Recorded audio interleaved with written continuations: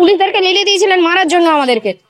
তো আজকে উনি কিসের জন্য এত জনদরদি হয়ে উঠে এসছেন কি বলতে? আর এসে তো ছিলেন নিজের বক্তৃতা দিতে। আমাদের একটা কথা শুনেছে, আইনের পথে, আইনের পথে। কোন আইনটা আপনি মেনেছেন যে আমাদেরকে বলছেন আইনের পথ মানতে? বিরোধীদের চক্রান্ত, বিরোধীদেরকে আজকে এই অস্ত্রটা তুলে দিয়েছে কে? প্যানেলে যদি এত করাপশন না থাকতো তাহলে কি বিরোধীরা আজকে এরকম ভাবে আক্রমণ করার সুযোগ পেত? আমাদের এই চাকরি যে আবার নেওয়া হবে, এতে যে কারচুপি হবে না তার গ্যারান্টি কে দেবে? কিসের জন্য ফ্রি সার্ভিস এখানে? উনি কেন বলতে চাইছেন যে কেন ভলান্টিয়ারি করবো? কি আমরা এখানে ফ্রিতে সার্ভিস দিতে এসেছি? প্রত্যেক দিন এই যে 6 ঘন্টা করে পড়াই এবং এই পড়ানোর জন্য এত বছর যে পরিশ্রমটা করেছি সেটা ফ্রিতে দেওয়ার জন্য? আর বাচ্চাদেরকে গিয়ে পড়ানোর জন্য স্কুলে কেন পড়াবো? তাহলে আপনি টিউশন পড়ান, আমি টিউশন পড়িয়ে দিচ্ছি। স্কুলে গিয়ে পড়ানোর কি দরকার আছে? ওই বাচ্চাকে নিয়ে সব বাচ্চাকে বলবো স্কুল ছেড়ে চলে আসো টিউশন পড়তে আমার কাছে। ফ্রিতে কোনো সার্ভিস নেই।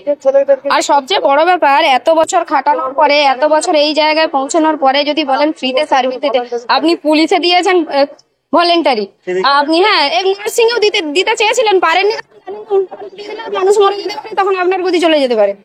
এখন আপনি এসছেন বলতে চাই যে ভলেন্টিয়ারি সার্ভিস দিতে, মানে টিচারও ভলেন্টিয়ার হবে 26-এর ভোট অনুযায়ী। 26-এর ভোটের আগে আমরা সব ভলেন্টিয়ার সার্ভিস দেবো, তারপরে আপনি বলবেন আপনি আমাদেরকে চিনিও না, তোমরা যাও, টাটা বাই বাই।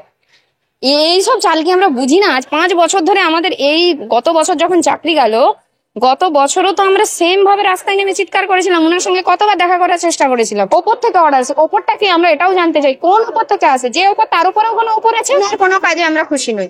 উনার এই বক্তব্য, উনি বক্তৃতা দিতে এসেছিলেন, উনি আমাদের সলভ করতেছিলেন। কি সলভ করেছেন? আইনি পথে হাঁটতে হবে। আপনি আপনি গত 1 বছর ধরে আইনি পথে একটাই কথা বলেছিল যে যোগ্য আর অযোগ্য তালিকা আলাদা করে দিতে।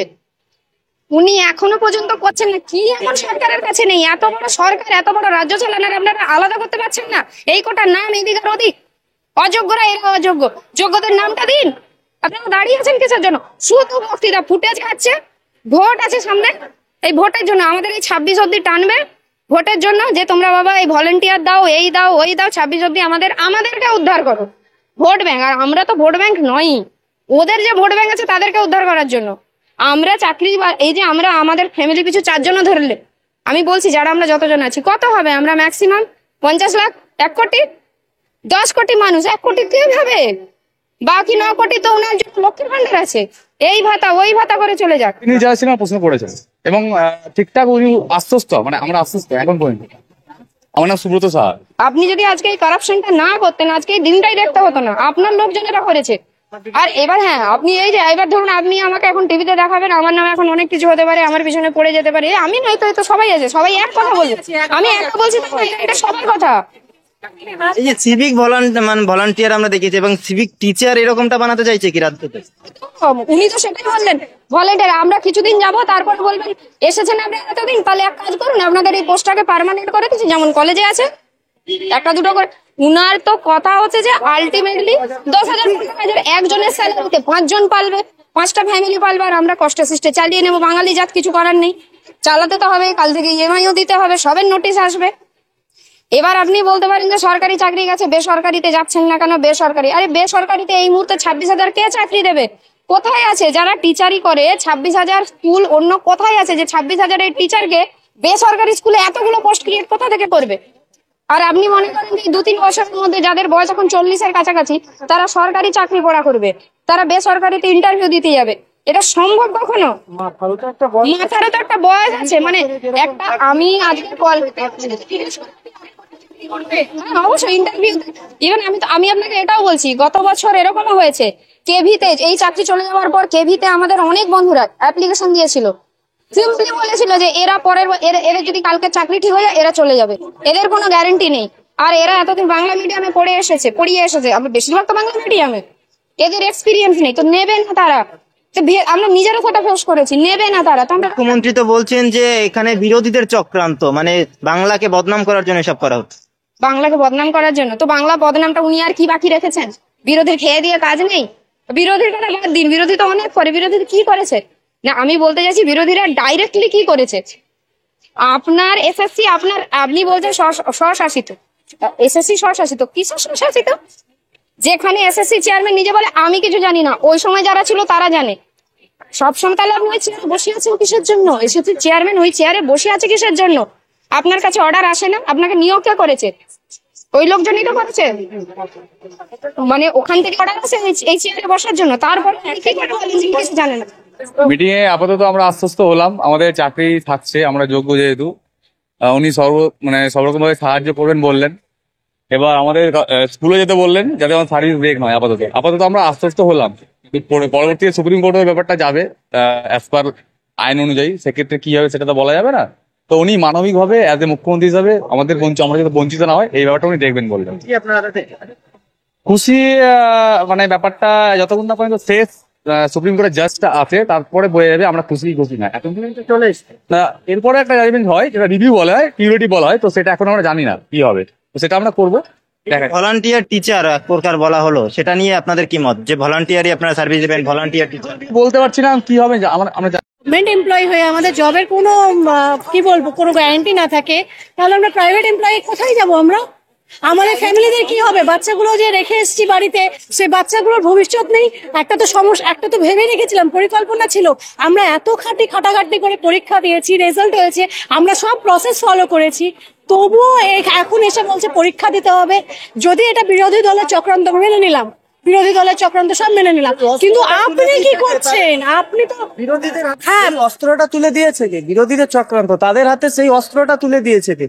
আপনার প্যানেলে মমতা বন্দ্যোপাধ্যায় বলছেন আপনাদের যাদের চাকরি গেছে তাদের ব্যাপারে তিনি ভাবছেন, এবং তিনি তো বোকা নন, মানে আপনাদের পরিবারের কথা থেকে শুরু করে আপনাদের ইএমআই এর কথাও মমতা বন্দ্যোপাধ্যায়ের মুখে শোনা গেছে।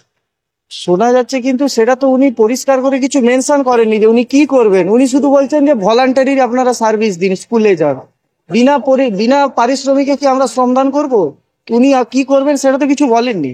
উনি বলছেন বিরোধীদের চক্রান্ত, বিরোধীদেরকে আজকে এই অস্ত্রটা তুলে দিয়েছে কে? প্যানেলে যদি এত করাপশন না থাকতো তাহলে কি বিরোধীরা আজকে এরকম ভাবে আক্রমণ করার সুযোগ পেত? আপনাদের কথা ভাবছেন না? কেন ভাবছি? কোথায় ভাবছেন? না ভাবেন তো, চাকরিতে দিয়ে দেয় না। যে উনি আসার পরে একটা এসএসসি হয়েছে, আজকে ডাব্লিউবিসিএস হয়, প্রত্যেক 2 বছরে একটা করে মানে নিয়োগ হয়, পুরো একটা টাইম লেন্দি প্রসেস। আগে যেটা অনেক তাড়াতাড়ি হতো সেটাও লেন্দি প্রসেস, এবং সেটা দিনের পর দিন টাপ হচ্ছে, সিট সংখ্যা দিনের পর দিন কমছে। তাহলে এতগুলো মানুষ যাবে কোথায়? আমাদের আজকে এই যে বলছেন যে পুরো অর্থনীতিটা ভাঙছে, এটা নিচের তলার মানুষদেরকে কেউ বোঝাতে পারছে না। আজকে আমার বাড়িতে 3 জন, ধরুন আমার বাড়িতে 2 জন কাজ করে, কি 1 জন কাজ করে, কি আমার বাচ্চাকে একটা কেউ পড়াতে আসে, আমি তো কালকে আমরা সবাইকে ছাড়িয়ে দেবো। তাহলে ওই লোকগুলো কি ভাতায় সংসার চলবে ওদের? ও এই যে এতজনের প্রত্যেকের বাড়ি থেকে যদি একজনও কাজের লোক বেরিয়ে যায়, তো ওদের কি ভাতায় সংসার চলবে? আমার এটাই জানার কথা। সিস্টেমটা তো এইভাবে নষ্ট হচ্ছে, আমার নিচে যে তার নিচে যে তার নিচে যে, এইভাবে তো সিস্টেমটা নষ্ট হচ্ছে। এটা তো কারো মাথায় ঢুকছে না, এটা বললেও কেউ বোঝে না।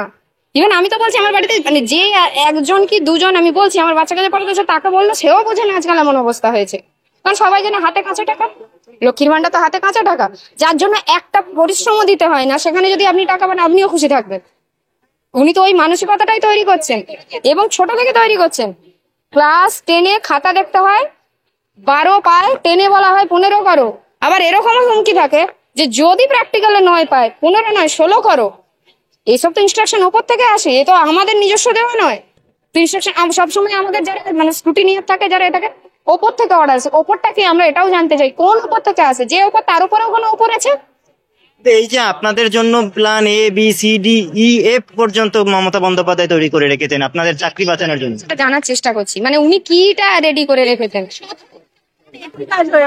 না উনি সৎ, না উনি আমাদের চাকরি দেবেন। উনি জানেন যেটা চলে গেছে চলে গেছে, এরপরে উনি একটা টোপ দেবেন, এই যে ভলেন্টিয়ার সার্ভিস দিন, এক টোপ। সেকেন্ড টোপ হচ্ছে যদি কোনো রকমে এখন বাঁচিয়ে যাওয়া যায়, মানবিকতার খাতিরে যান, উমুক যান তুসুক যান। উনি ভেবেছেন আমরা গাধা, মাথায় হাত বোলাবো, এরাও বুঝবে। এইসব এই করে উনি 26 অক্টোবর টানবেন, এই হচ্ছে ব্যাপার। আর যে সমস্ত লোকজন এখনো ঘরে বসে ভাবছে যে যদি এটা চলে যায়, আবার যদি নোটিফিকেশন বেরোয়, আবার আমরা চাকরি পরীক্ষা দেবো, তাদেরকেও বলছি চাকরি পেয়ে আবার তারাও আবার হারাবে। এবং আমাদের এই চাকরি যে আবার নেওয়া হবে, এতে যে কারচুপি হবে না তার গ্যারান্টি কে দেবে? যদি নেওয়া হয়, এই যে বলছে যে আমরা 2 মাসের মধ্যে প্রসেস কমপ্লিট করে দেবো, সেখানে কারচুপি হবে না তার গ্যারান্টি কে নেবে? উনি তো মুখে বলে দেবেন, গ্যারান্টি দিয়ে লেখেন যে কোনো কারচুপি হলে তাদেরকে জেলে পড়ার দায়িত্ব আমার, উনি লিখে দেখান। এই যে এত বড় দুর্নীতি হলো সেই নিয়ে আজকে কিছু বললেন না, কি বলবো? দুর্নীতি নিয়ে কাকে বলবো? আজকে কিছু মমতা বন্দ্যোপাধ্যায় বললেন না, সেটা বলবে কেন? নিজের লোকের কথা কে বলে? নিজের পার্টির কথা কেউ বলে না। উনার দলের লোকজনই তো করেছে। উনি যদি অত বড় নেত্রী হয়, উনার কাছে খবর ছিল না যে উনার ঘরের লোকজন কে কি করে? আপনি ঘরের মাথা হলে আপনি জানেন না বাড়ির লোকজন কে কি করে? সব জানে। জানবে না কেন? এই মুহূর্তে আমি খুশি সেটাও বলবো না, তবে কিছুটা আশ্বস্ত এটা বলতে পারি। কারণ উনি বলেছেন যে উনি 2 মাসের মধ্যে মানে রিভিউ পিটিশন এবং তারপরে ফার্দার কিউরেটিভ এই প্রসিডিংস এর মধ্যে ওনার সরকার যাবে এবং চেষ্টা করবে, যাতে উনি বারবার বলেছেন। আজকে একটা প্রথম শুনলাম ওনার মুখে যোগ্য এবং অযোগ্যর বিভাজন। উনি বলেছেন যে যোগ্যদের চাকরি তো কোনো মতেই যাবে না, বারবার বলেছেন এই কথাটা। এবার বাকিটা কি হবে সেটা আমাদের পরের দিকে নজর রাখতে হবে। তবে স্যালারির ব্যাপারে উনি স্পষ্ট করে কিছু আমাদের বলেননি। উনি বারবার বলেছেন আপনারা শিক্ষক, আপনারা বুদ্ধিমান, আপনারা বুঝে নেবেন 2 মাসে কি হবে। এটা নিয়ে আমরা এখনো ধন্দে আছি। আমাদের অ্যাডমিন প্যানেল ওনাদের সাথে এখনো কথা বলছে, সেই অবস্থায় আমরা বেরিয়ে এলাম। তবে কিছুটা ক্লারিফিকেশন তাদের কাছ থেকে আমরা এরপরে জানতে পারবো যে আদৌ আমাদের স্যালারি বন্ধ হবে নাকি স্যালারি চালু থাকবে। তবে বারবার উনি বলছেন যে আপনারা শিক্ষাঙ্গনে ফিরে যান, আপনারা মানে আপনাদের স্কুলে যান, মানে কন্টিনিউ করুন, কিন্তু বেতনের প্রশ্নে উনি ঠিকভাবে কিছু বলছেন না। আমরা কোনো ভলেন্টিয়ারি সার্ভিসের মধ্যে যেতে চাই না, আমরা সসম্মানে সবেতনে আমরা চাকরি করতে চাই। এবং এখনো মানে আমরা যখন বেরিয়ে আসছি তখনও অ্যাডমিন প্যানেল ওনার সাথে কিন্তু কথা বলছেন এই ব্যাপারে। তো বলছেন পুষিয়ে দেওয়ার কথা বলছেন, পুষিয়ে দেওয়ার কথা বলা হয়েছে, মানে বলেছেন আগামী দিনে পুষিয়ে দেবেন। আগামী দিনে পুষিয়ে দেবে এই কথাটা বলা হয়েছে। কিন্তু তাতে কি আপনারা আশ্বস্ত? মানে আমরা এখন পর্যন্ত আমরা এই ব্যাপারটা নিয়ে ক্লারিফাই করতে মানে ক্লারিফিকেশন পাচ্ছি না। অ্যাডমিন প্যানেল ওনাদের সাথে কথা বলছে, একটু আমরা ধন্দেই আছি। তবে উনি বারবার এই একটাই আমাদের পজিটিভ আমার মনে হয়েছে পার্সোনালি, যে এতদিন উনি টেন্টেড আনটেন্টেড বলে কথা বলেননি, যোগ্য অযোগ্য বলে কথা বলেননি। আজকে উনি বললেন বা বলতে বাধ্য হলেন, উনি বারবার বললেন যে যোগ্যদের তো আগে আমরা দেখব, তারপরে আবার এটা অবশ্য বললেন যে যারা অযোগ্য বলে তাদেরকে দাগিয়ে দেওয়া হচ্ছে তারা আদৌ অযোগ্য কিনা সেটাও আমরা আমাদের সরকার ইনভেস্টিগেশন করে রীতিমতো তদন্ত করে তাদেরকে দেখা হবে। তবে আগে যোগ্যদের নিয়ে ভাবা হবে।